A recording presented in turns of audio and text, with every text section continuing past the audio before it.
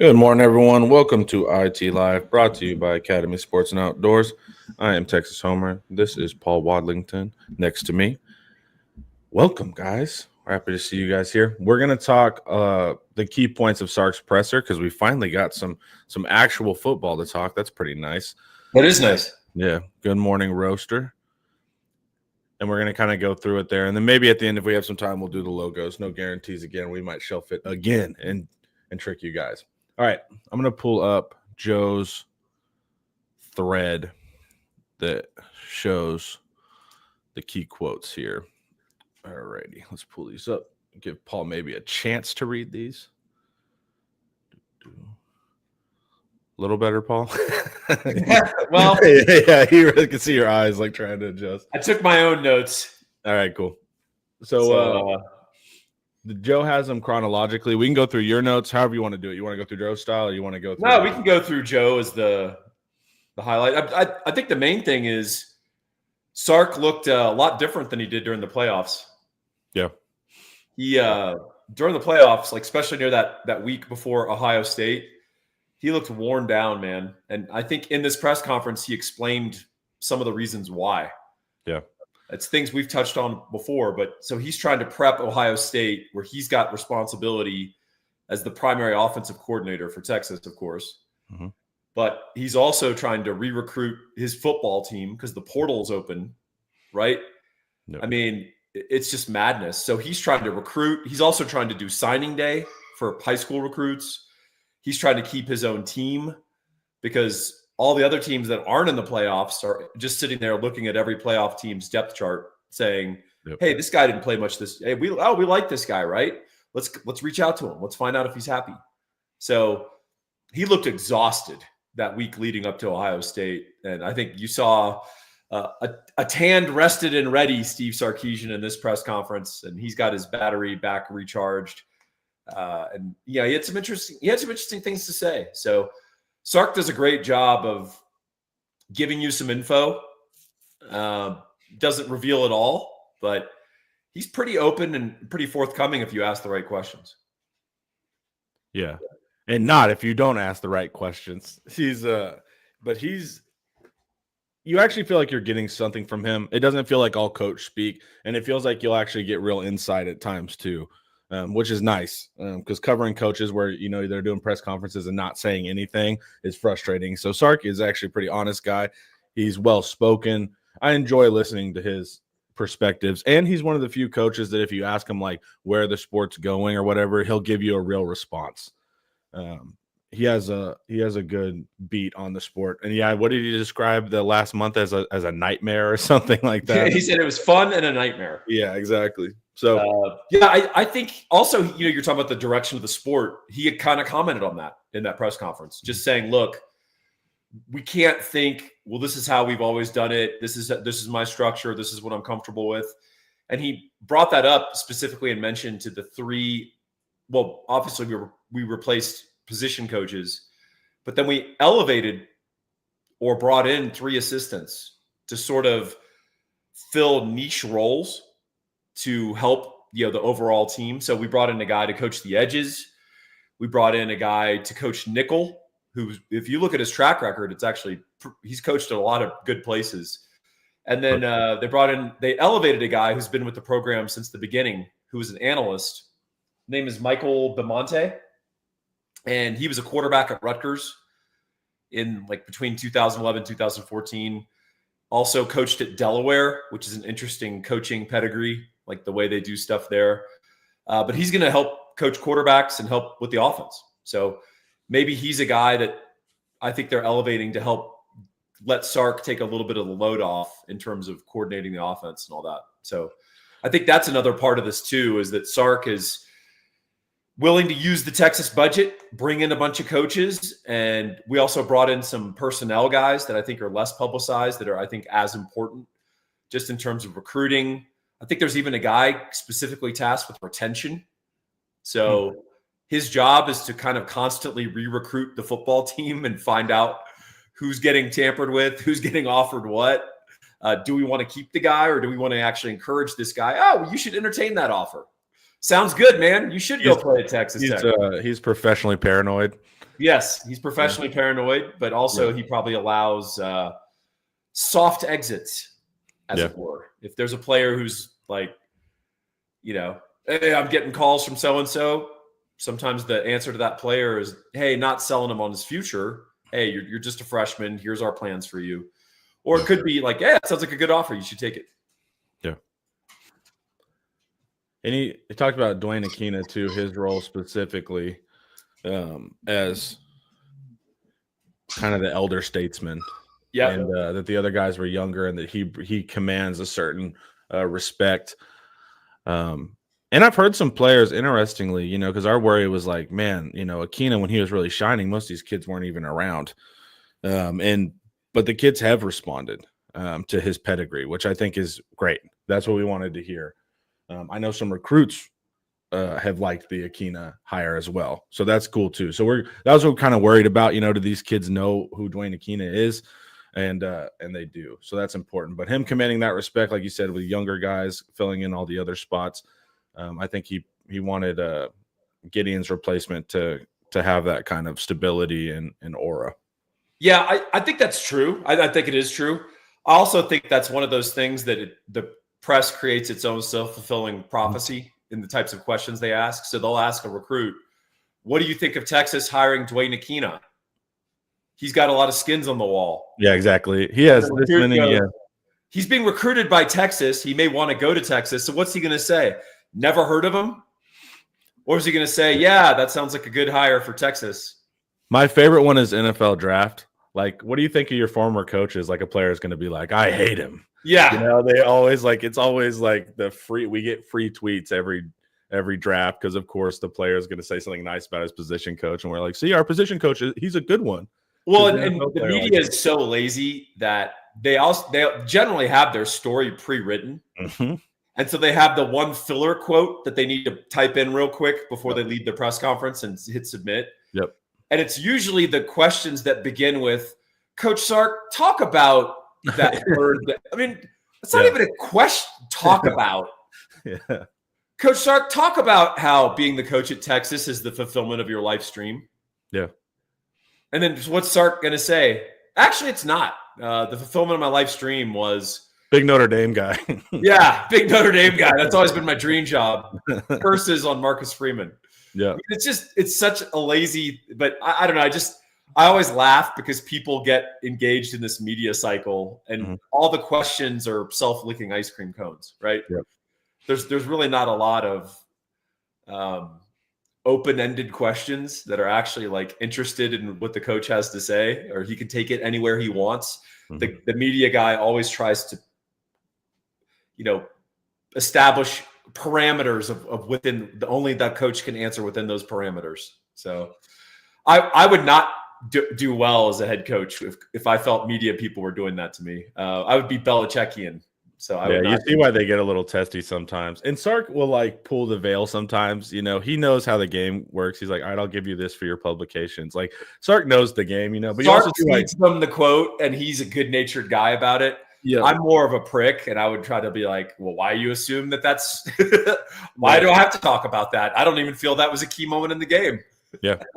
Yeah, but that's Paul. What Paul's saying, once you start looking for that style, you see that's all the press conferences are. It's everywhere. Yes. Yeah. And it's and you see why coaches get so frustrated. And luckily, like I said, we're lucky with Sark because he actually gives us some meat on the bone. There's some interesting things he will say. He will actually make their question better. Yeah. He'll get terrible questions and just decide to improve it with his answer. So yeah. And most coaches hate the process. You see why. And then you just get these sometimes luckily not with Sark, but I'll just be like, why did we even have a press conference for X school? Nothing was gained there. Nothing was that's literally just to so we can get 20 articles out in the media sphere, but no one gained anything from it.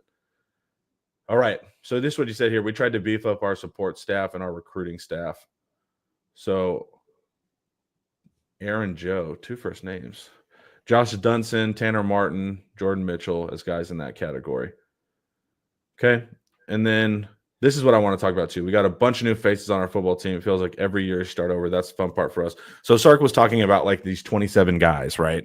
Yeah. Why he didn't want to do spring game was because he wants to onboard these 27 guys. I think 22 of those are freshmen and then 5 are transfers. And so that's kind of the key thing is like we're going to have a youth movement here. Luckily, these guys are crazy talented. I was talking to Eric yesterday. When you just see like the Instagram promo pictures that come out, these freshmen don't look like freshmen, dude. No.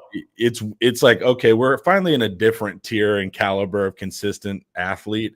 Because you see Michael Terry, right? You see Justice Terry. You see all the Terrys, dude.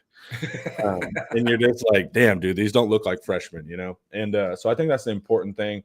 But, Paul, can you talk about Paul, talk about. Don't say can you. Say, Paul, talk about. Yeah, Paul, talk about how bringing in these midterm enrollees is so important to your program. Exactly. That is what how do we onboard them efficiently, successfully, so we feel like we can play them in late December and they're not going to lose us a game. That's right. Well, so the midterm enrollee thing is wild. To have 22 recruits. I mean, do you remember what a big deal it was just 10 years ago when you'd find out that a recruit was a midterm enrollee and you'd have like 5 total? You're like, it used to blow my mind. I'm like, you can just leave halfway through senior year. I was like, how is this even allowed? I didn't even the concept was foreign. Well, they structure their class load such that they can do it. Yeah. I would love to know the structure of it. I'm almost wondering if they're enrolled in like an online course too of like, I don't know. I guess you have to have your high school equivalent. Dude, one of my best friends did not do anything in high school for like 4 years. He just was physically there, and but didn't do anything. And so to graduate, he had to get this insane amount of credits. He just went to like a computer lab for like 2 weeks and somehow it's a total sham. I was like, just ground out high school. Yeah, I was like, we've been working for 4 years, and you really just go to a computer lab for 2 weeks at the end, and you can get like 3 years worth of credits. So yeah, they figure out how to do it. I remember there would be like at Denton Ryan when I was graduating, there'd be like one player that was leaving early, and we're like, "Whoa, man, you can leave? How are you even allowed to do such a thing?" Well, so one thing he did say that he basically is going to play everyone in some of our non-con more layup games, not necessarily Ohio State, but some of those other games. We're just going to play everybody. So that will be interesting for us to alter our perceptions of what those games are for and like the scorers and stuff like that. Because if you'll remember that Michigan team that won the national title 2 years ago, in their non-con, they had a pathetic non-con, and they actually had a pretty pathetic schedule up until late in the season. They just sort of played people. They rested guys, and they just sort of played everybody, and they didn't worry about the score. Yeah. So they had multiple games against Ball State type teams where it was 21-0 in the mid third quarter. Yeah. And the fans are like, we should be up 59-3. What's going on? And then they'd win the game 34-3 or something. But they just didn't care. And they weren't interested in any style points. They were trying to play everybody. Ohio State did a little bit of that last year. I mean, just sort of resting guys.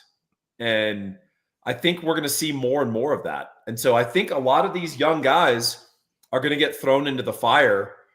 And because of the new redshirt rules, right? You could play 4 games and not sacrifice your redshirt. Yeah. We're going to play these guys and just sort of see where they are. And it makes them happy, right? You don't get tampered with quite as heavily if the players feel like they've got some buy-in and they're not just waiting to redshirt. You want to see something interesting about red shirts? That just sparked me. Yes. This is our roster kind of broken down by year. I don't need you to see anything specific, but this is 2022 right here. Basically, it's just some offensive linemen, 2 defensive linemen, and Jalen Gilbo. Yeah. Sark turns this roster over so fast, you don't need red shirts. Like if you're not if you're not on the line, dude, and you're not playing in 3 years, it's like we get you up out of here or you go to the NFL. Yeah. Well, I mean, basically the O-line, it still makes sense to redshirt those guys. Right. But everyone else, if you can play, we're going to get you on special teams right away. Yeah. At minimum. Yeah. I mean, look, think about how stacked our secondary was last year. We still got Jelani McDonald in the game, right? Mm-hmm. We still got, all these different guys. We got Kobe Black in games, Mm-hmm. right? So you're going to play if you're a non-O-line. D-line, you gotta play these guys typically, but it's still not going to turn on for them until it turns on, right? Yeah. But that's just what I thought was interesting. Is like, because like when you go back through our recruiting classes and stuff, like, man, they're decimated. Like this staff gets you out of here if they don't, and like probably before they have to, they could probably wait another year of like egging you on, and they just don't. And so that's something that I always find is interesting. They're like very efficient with who they want to keep, and we take a lot of talented players too that like are second stringers for us, but would be a first stringer for SMU. Yeah, and so you lose those kind of things. But that's just one thing I've been really impressed with. It's like basically, I mean, the only thing left from 2002 are the lines and then Jalen Gilbo, but that's like it. Well, and then the two outliers are both transfers, right? Cole Brevard and Trey Moore. Yeah, Cole Brevard is a 2020 recruit, man. Yeah, and so it's like that's what's weird is like they get you going. So it's like even with red shirts, man, like I'm not tripping unless I'm an offensive lineman. It's like you can burn my red shirt at Texas. It doesn't matter. I'm either going to be starting, go to the league, or I'm going to transfer out at that point. Well, or the thing we're talking about where guys they play. I mean, they split roles. Mm-hmm. If Derek Williams had been healthy last year, he would have still played safety. Yeah. I don't think he would have started, but I think he would have gotten 30, 35 snaps a game. And, it's increasingly possible to timeshare positions. Yeah. And I think we're about that. We'll see that we'll see that. I keep saying next year. It's this year. We'll see that this year with the edges. We're going to play a bunch of those guys. Well, even philosophically, like, the past few years, like we're going to play a bunch of guys, but even before that, like PK was always rotating guys heavy, and so it's like we've always believed in that. And then on top of that, now we're emphasizing something we believe in. So it's going to be even more. But Paul, before we keep going, let's hear a word from Academy. Days like this, the anticipation's half the fun. The call to adventure. Possibilities in every direction. Look at that. The stories you'll bring back, even the true ones. And already, you can't wait until next time. From first catch to biggest catch of the season, this is where it starts. Academy Sports and Outdoors. Have fun out there. Academy. All right, let's go back to some other quotes. They love to rotate guys in the secondary. Yep. And like we see with that depth chart, like if you're a big boy, sure, keep your red shirt. But if not, man, you're good to play. Well, also, there's going to be an opportunity for guys to show what they've got, both transfers and freshmen, because we're going to have a bunch of guys sitting out. Yep. Yeah, that was a bummer. We have the list here somewhere. I will. Bosick, Baxter. Yeah. DeAndre Moore was the interesting one. Yep. So Derek Williams out too. Yeah, so, Derek Williams, that hurts, man. Yep. You'd like him to get acclimated and coached in the spring, and I guess we're hoping he's good for the fall camp. I don't know. Yeah. Yeah, I mean, it gives us our other safeties a lot of options, which is good. So some of the blessing with all this young guy stuff, if that is the focus, if we're going to do that, I mean, I'd prefer to just get our starters sharper. But if, we have to go with a different strategy, guys being out still benefits that. You get younger safeties more in the rotation. I don't really agree with that at running back. We're definitely going to have to get a ton of wide receivers reps now because it's only Wingo that has like catches returning at this point. And then Bosick, I would have liked to get some reps because I think he's going to do cool things. But yeah, got to stay healthy, man. It's true. So it's going to be that part's a little tricky. And then he said, "I'm encouraged by Christian Clark." I think that's the missing piece here. I'm encouraged by Christian Clark and where he's at in his rehab or how far along he is. I'm actually surprised. And what didn't they release a picture of him lifting too? Front squatting or something. Yep. So that's important. But so we have a ton of young guys. We have injured guys. We have inexperienced guys. And Sark pushed back on the inexperience. He's like, look, we don't have like returning starters, but we have a lot of guys that get reps because we do rotate. Yeah, that's a little bit semantics to me. It's like, yeah, we technically do, but I don't you feel like we've had a 2-year window, and now there's a little bit of a roster turnover, and we're yeah, starting it over. it felt I'm not like saying I'm not saying we're rebuilding or anything like that. I'm just saying it feels like there was a 2-year group of core guys. Yep. They're gone, and now we've got to cultivate the next group. It felt like, yeah, last year was all building to, win it. We weren't able to do that. And you saw it by a bunch of coaches leaving too, like right after. That's kind of like a signifier of like everybody was kind of assuming, hey, let's get to the mountain now. So I think good segue. There was a media guy who asked, you got some NFL offseason interest. Yeah. Can you talk about that, and why didn't you pursue that process just to see? And Sark said, I've got unfinished business at Texas. And that's kind of what my instinct was. And I think that got confirmed. So he's not leaving Texas until he wins, I think, a couple of national titles. Maybe one, but maybe a couple.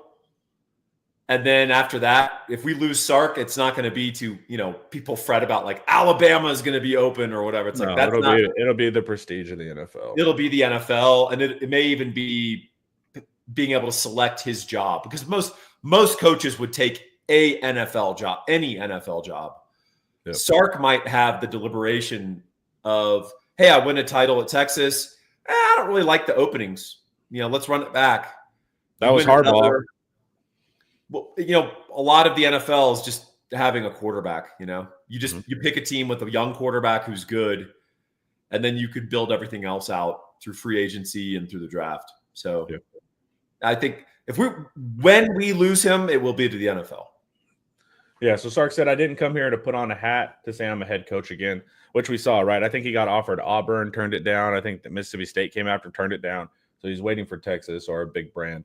It was a long journey to get back to this seat. I came here. I was very clear in my opening press conference, and I've been very clear along the way to win championships. We've got a lot of unfinished business. I wasn't entertaining anything that was beyond making sure I had a really good job here and could solidify the job here.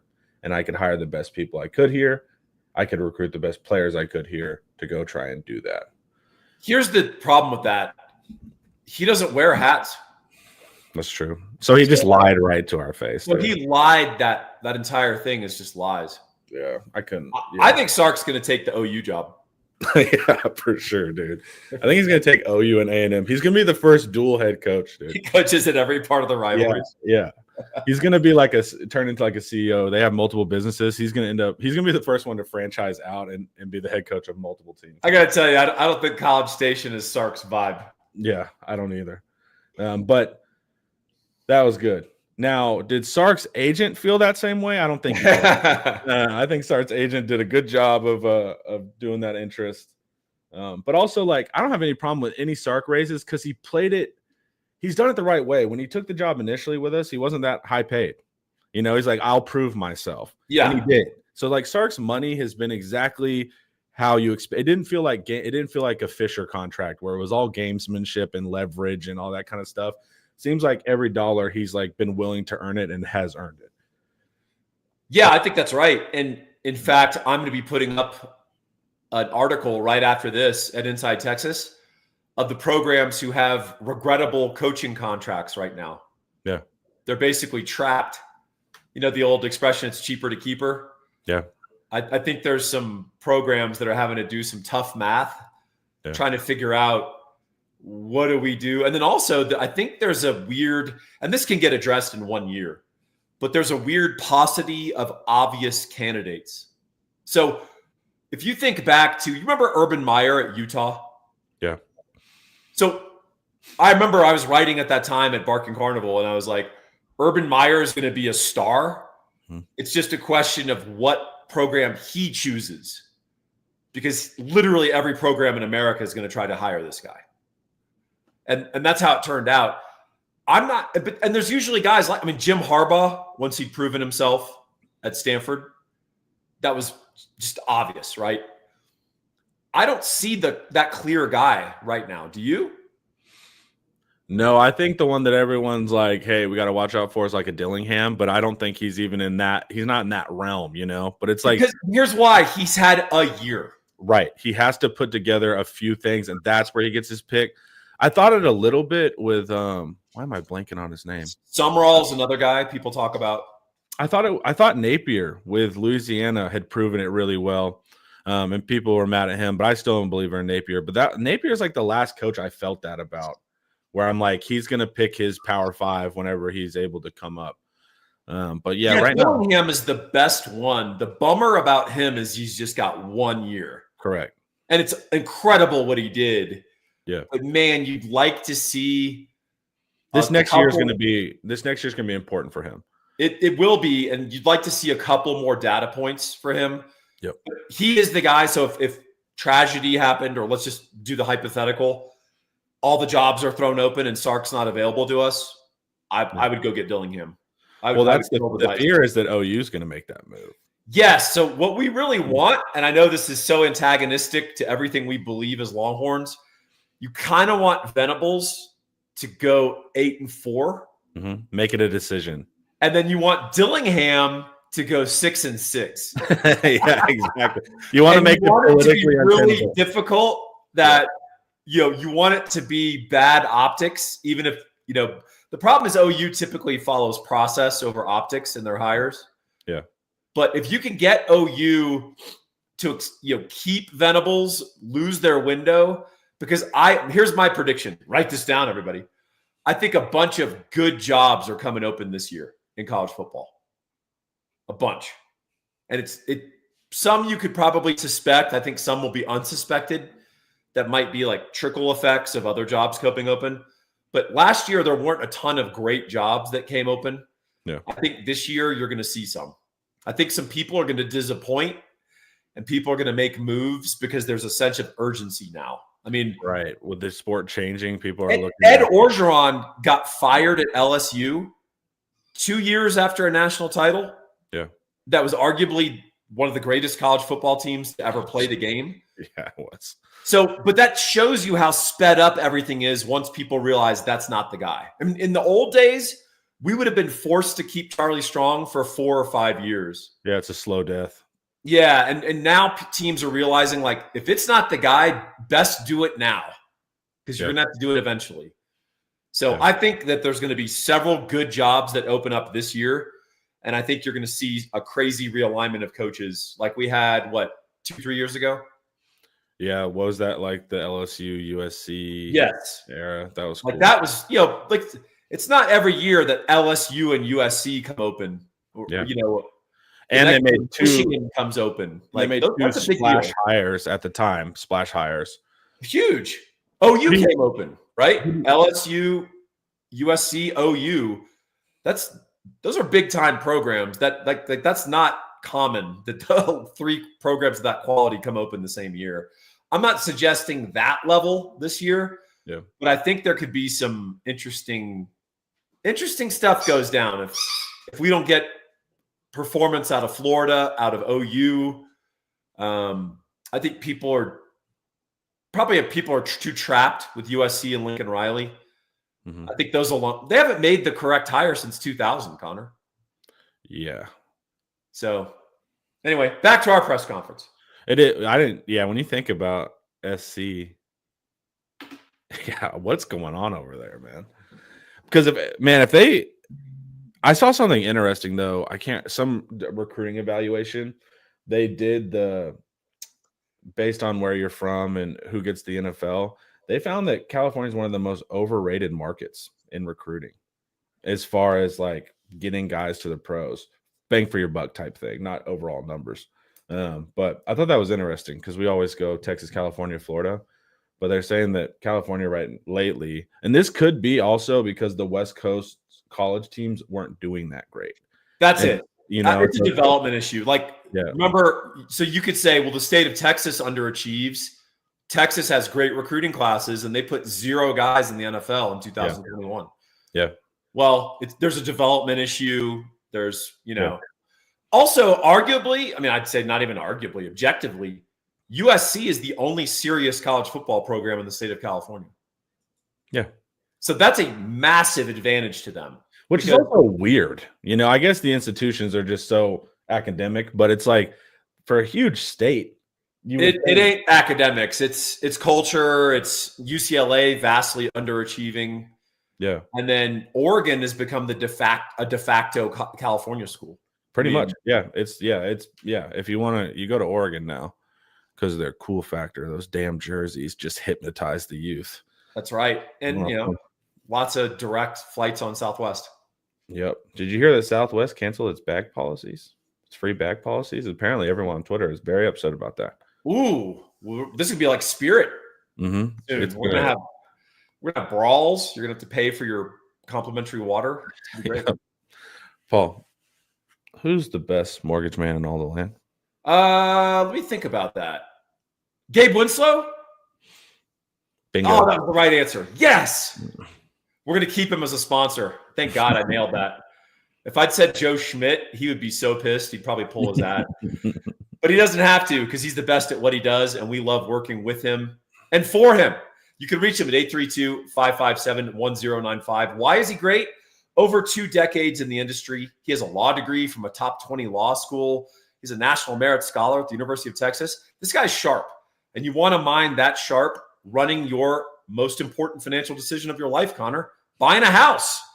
Get this guy on your team. Get this guy working for you. And best of all, he is a mortgage broker. What does that mean? It means he doesn't work for Chase. He doesn't work for Wells. He doesn't have just one conduit for your loan, which the corporate tells him that day what his rates are. If he doesn't like a rate from a quote, guess what? He goes and shops your quote at 67 other lenders and gets you the best possible deal. You want competition. You don't want monopoly. Call Gabe Winslow. 832-557-1095. Tell him Connor sent you, and he will take great care of you. You're the man, Gabe. You're my boy, Blue. Okay. Now, Paul. Uh-oh. The red zone. Here it is. More stuff I can't read.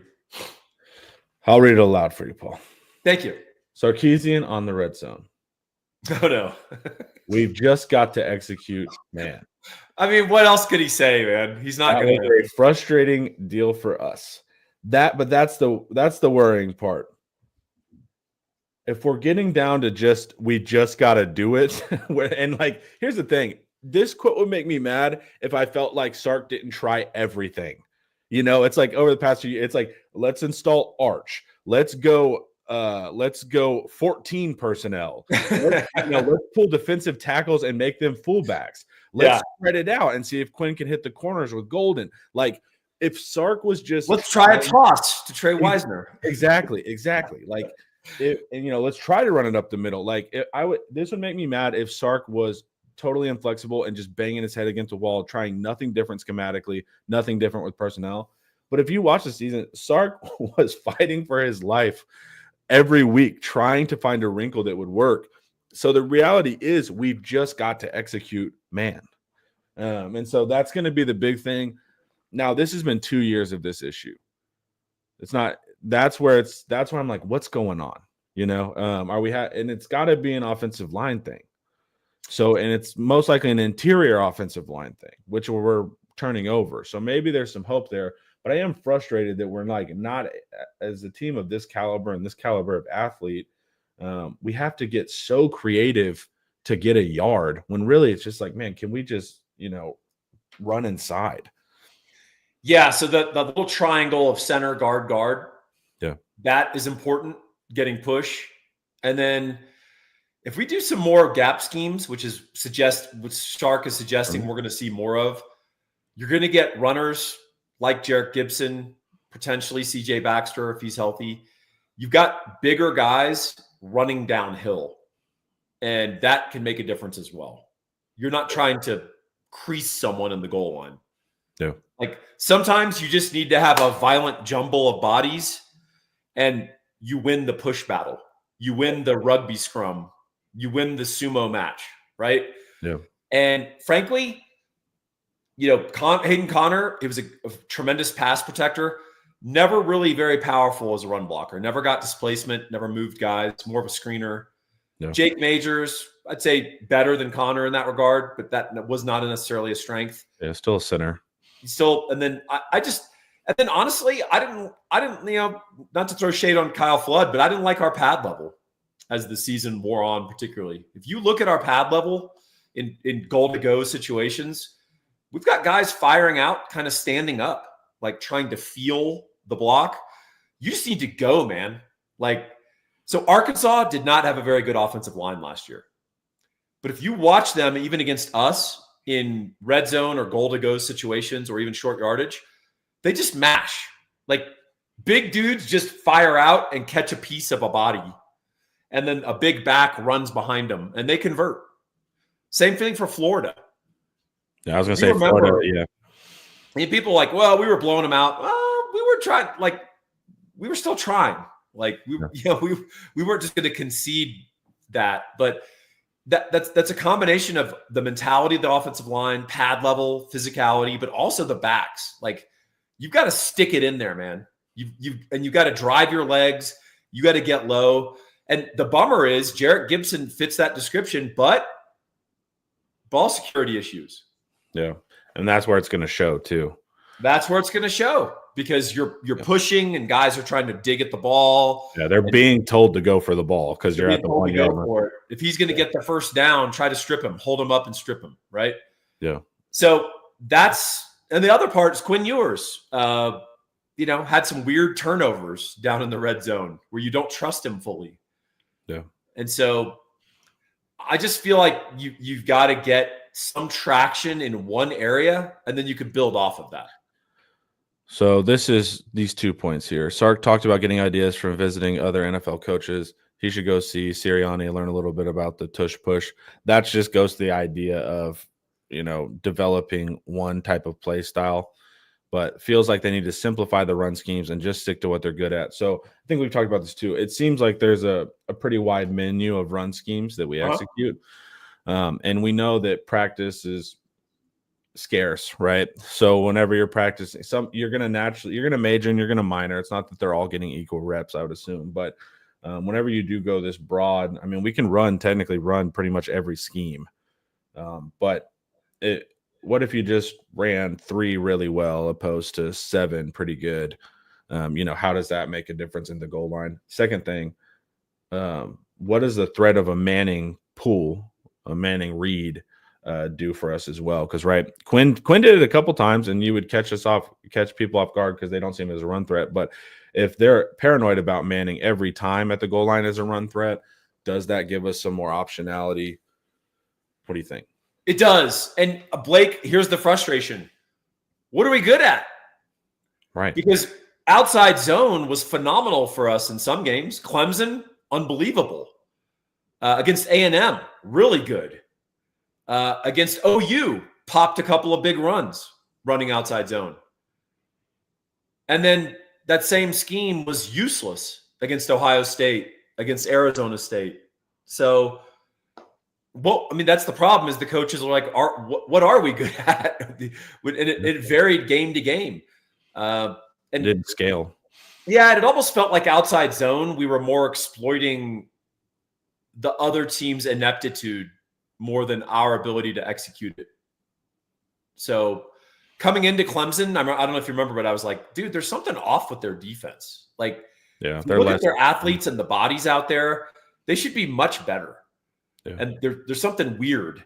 And then we destroyed them running outside zone and they played it completely incorrectly. Yeah. And then that defensive coordinator was fired immediately after the season. So I was like, aha. Yeah. They saw it, Dabo saw it too. A&M didn't do a good job defending it. In part because I think they were a little scared of our passing game. But if they were disciplined and didn't get out of their gap, I think they would have stopped us. Yeah. Yeah. And whereas like the Arizona State's good proof of that. Not as talented man for man as A&M or they tried hard and they were disciplined there. They tried hard and they attacked our keys. They were like, hey, when they run outside zone, they do it from this formation. This is what it looks like. Just go fly to that spot. And they're smaller athletes, so they have to be quicker. And they were. They cheated and they did a good job. So yeah, we're gonna see. And then the hope is this personnel, you get better push. Cole Hudson, center. If you can get Umia Zulu at guard, that guy moves people. He's nasty. And then DJ Campbell needs to live up to some of his rep and some of his potential this year. Yeah, Campbell's an interesting player because the tape will show you both sides of him really quick, and but if he can be more assignment sound, he's aggressive. I don't have any doubt that he'll pick a fight. But that's going to be the biggest thing, man. If that interior wedge guard, center guard will make the difference there. Well, and I'll say this too, when you get accustomed to zone blocking, particularly some outside zone schemes, when you fire out, a lot of your first steps are they're lateral. Right. Or you just pick your foot up and set it down. You don't even make gain. Or you're feeling for who the defender is going to be in case they're stunting. You want to pick that guy up and then screen him. That's a very different mentality of I'm going to fire out really low and get under you and drive you into the end zone and pancake you. And I'm going to talk face mask to face mask as I'm like lifting off you and teabagging you, right? That's a different mentality on offensive linemen. So challenge to flood, man. We need to fire out down on the goal line like there's something at stake. We can't have guys standing up and feeling a defender. You have to determine, hey, even if the guy matadors me, he's got to step to the side and like to do that. And Jarek Gibson coming right behind me, he's still going to crash into the end zone. So we need to change our mentality. And it is gap schemes, right? Like you said, zone, you're feeling it. Or we're gonna double team and then work up to here. There's a lot of movement. Gap scheme is like I got the B gap and I'm blocking down. Because I know this guy's pulling around. So it's just like what you're doing. It's a singular job, and there's less thinking. There's also too, I think, sometimes with our offensive line. Clearly, we're better pass blocking offensive line. I think we focus on that more. But also, it's like, dude, our schemes are so involved and so stacked and mixed that this is an RPO, so you can't get too far down the field. Like there's a hesitation almost built into our offensive line due to its plurality. And so it's like it seems like we're less decisive, like you say, hey, down block on a gap scheme, down block power. It's like, well, because this is actually an RPO and it could turn into this, and we have this motion in the backfield that's a dummy motion that's actually not helping to block, it's to pull eyes, and like it just seems like there's so much going on sometimes it could build hesitation.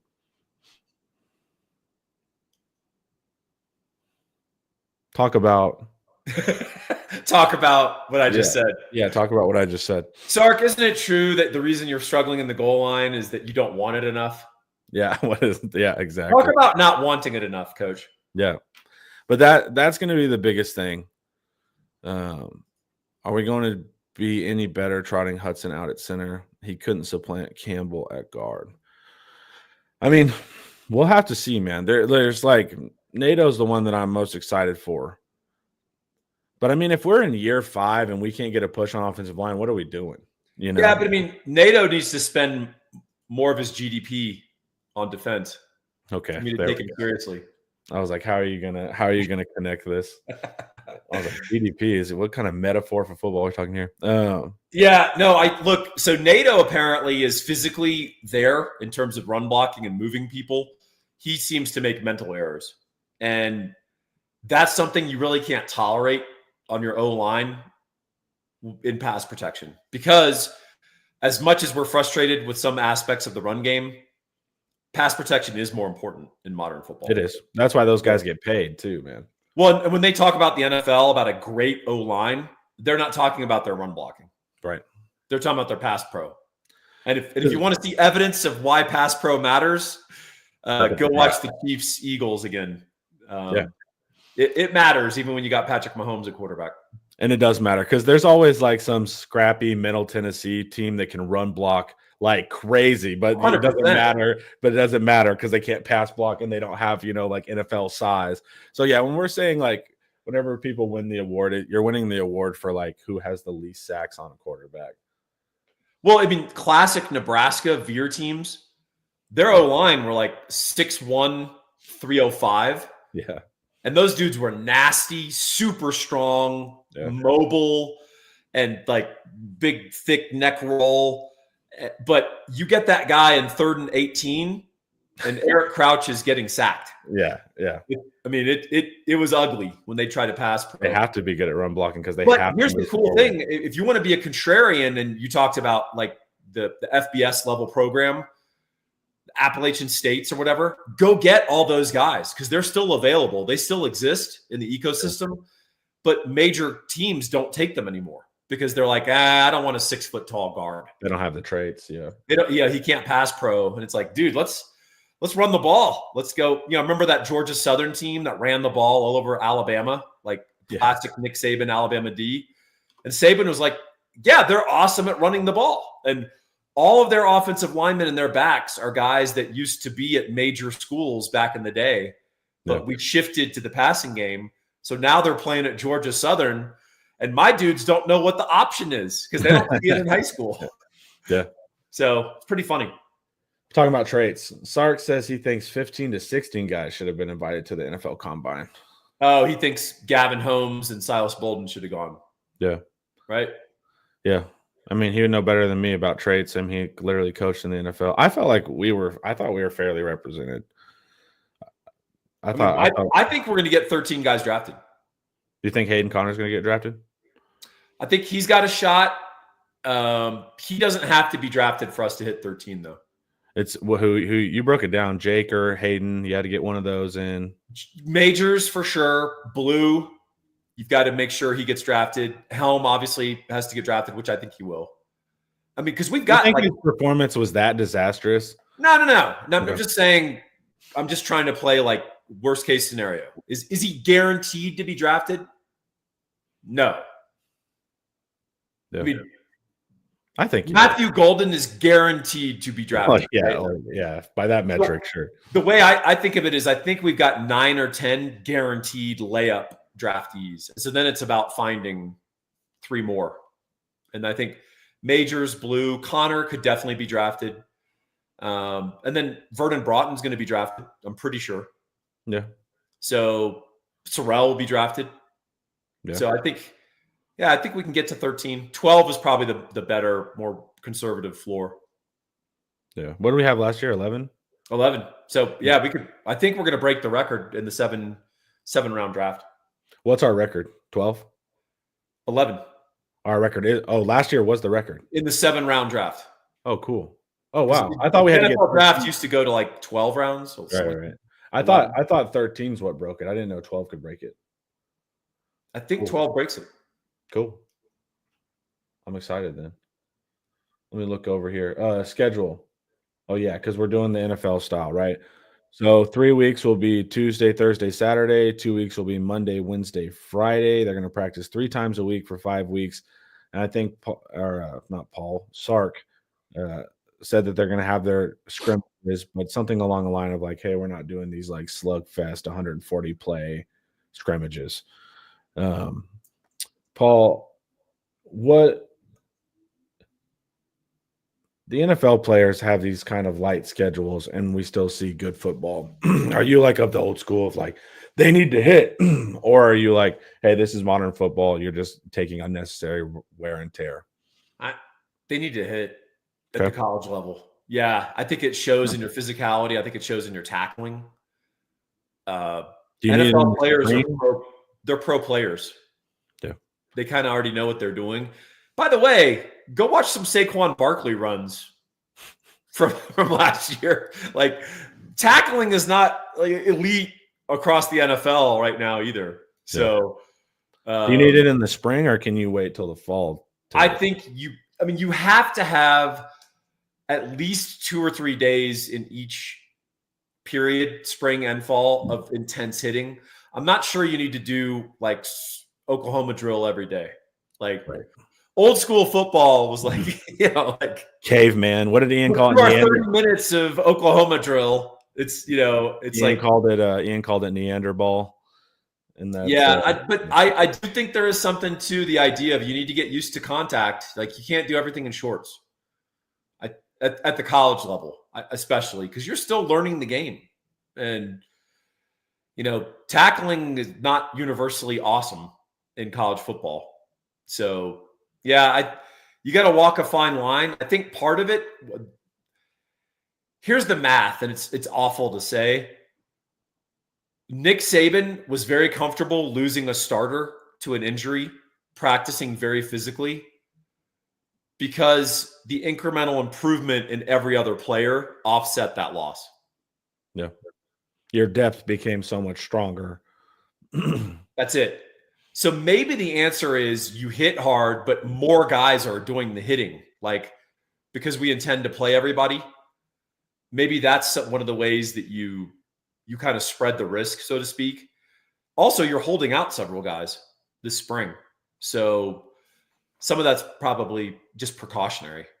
You think this is like a 2-year investment strategy? Because it seems like to onboard all of these young guys who are freaky athletes, number one class, right? But to do that for everybody, it seems like more like this spring is kind of like a seminar, more to teach, to teach everyone, just to get them up to speed of like, this is what the offense and the defense is. And yeah, I think it will be more like these are the schemes, like let's do this. Yeah. But those guys need to get used to the speed of the game. Mm-hmm.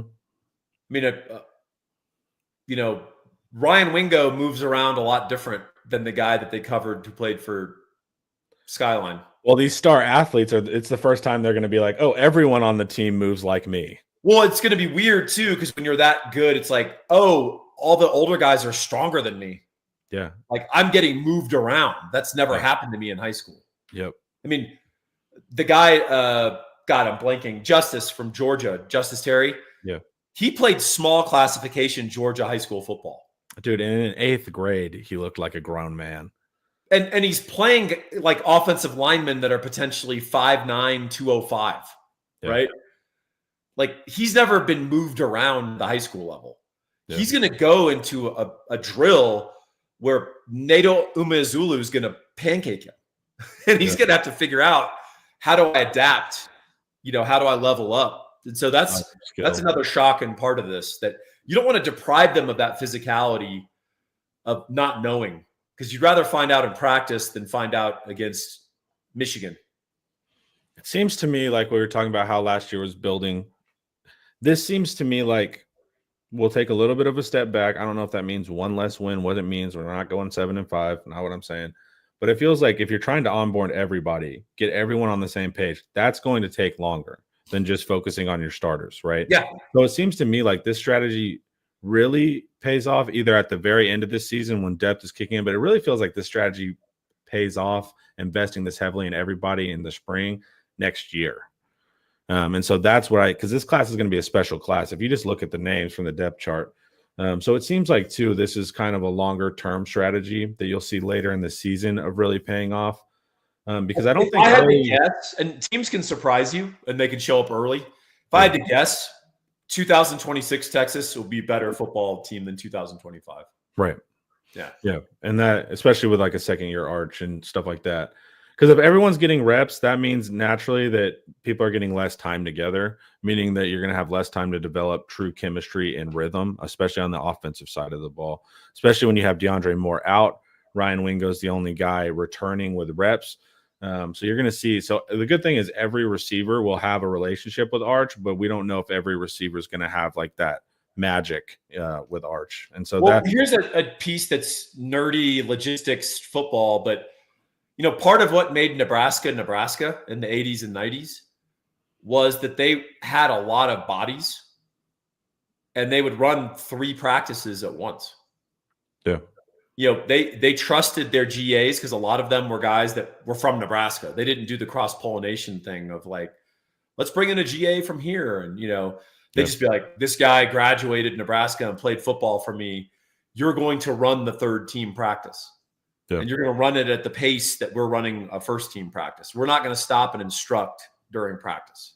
Because we do 1 and 3s and 2s and 4s right now. So right? I think part of building out your staff, as Sark has done, is you're going to be able to say, hey, Akina, you and these 3 offensive coaches go run that practice. And I'm going to run this practice. And we're going to film everything. And then we'll break it down after. We're not going to stop and do a bunch of instruction during practice. So I think that there's some efficiencies to be realized there too when you have a bigger staff that you trust. So we'll see. And guys that that have had coachability, right? Like PK could do it. Nansen can do it. Akina can do it. There's a lot of guys that Flood. There's guys that could run that practice. Yeah, for sure. I think overall, like if you're thinking of Madden ratings, like Oh no, this will rate the overall team rating will go up, right? Because you're going to individually make each player meet them where they're at and advance them. yeah. Right.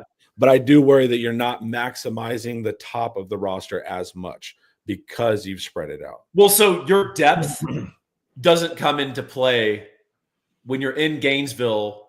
It's 21-21 going into the fourth quarter. Right.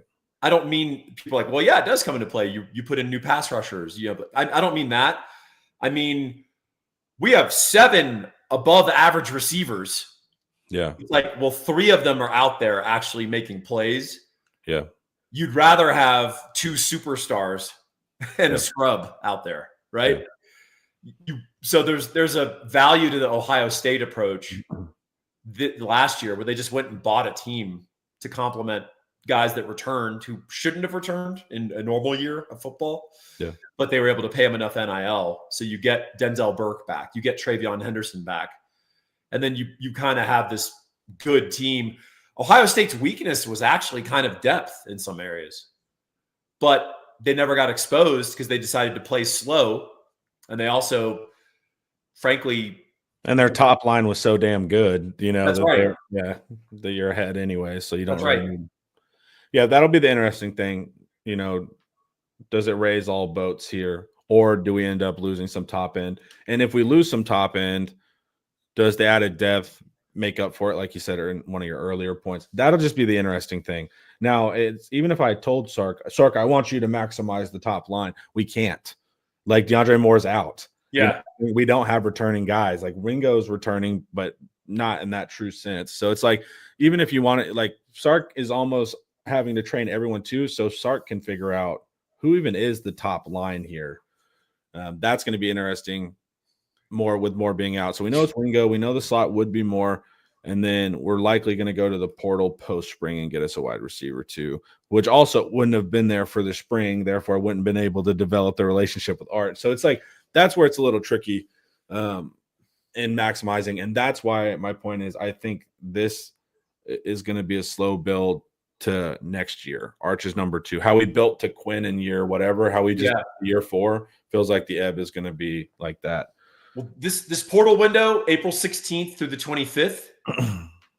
The good news is there's some overlap there to our spring practices. Yeah. So Sark will get an idea. He probably already has a pretty good idea.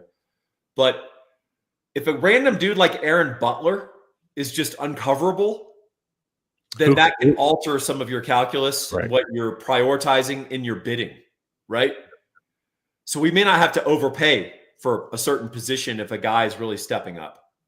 Yeah, and like we talk about our wide receiver room like they're Jags. Like these are all incredible wide receiver. Like we have 2 5-stars coming in. Dalen McCutcheon is also getting a lot of praise. Yeah. Aaron Butler's getting a ton of praise. Livingstone is unproven.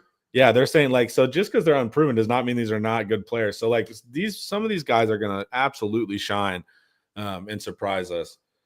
So 100%. And I guess my point is the upside of this team, a big portion of it will be determined in the spring transfer window. Yeah.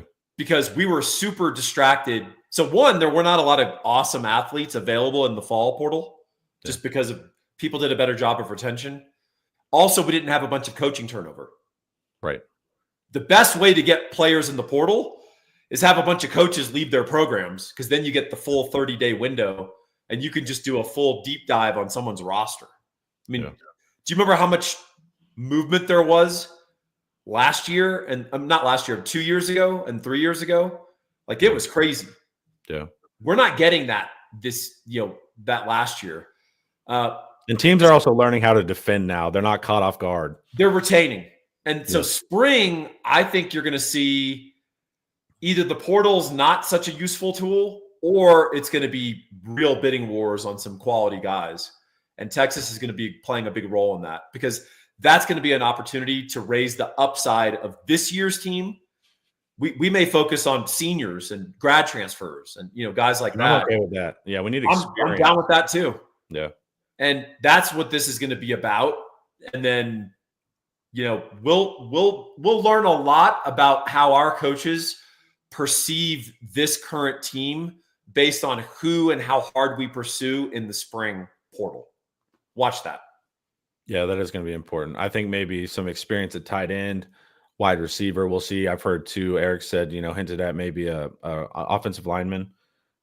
So I'd still take a running back, but I'm in the minority. So would I. But they're not listening to us, Paul. They're not.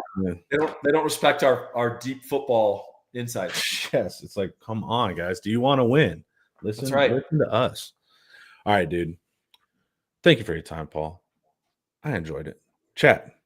Thank you for your time as well. Thank you, chat. Yes, thank you very much, chat. In a couple of hours, we will be presenting recruiting intel, and you guys will learn the latest about all the recruits and the prospects from Coach, Justin, and Joe. Sweet. Yep. Until then, guys, I will see you tomorrow with the one and only Ian Boyd. Farewell. Thank God there's only one. Thank God there's only one. And this show, guys, was brought to you by Academy Sports and Outdoors. Later.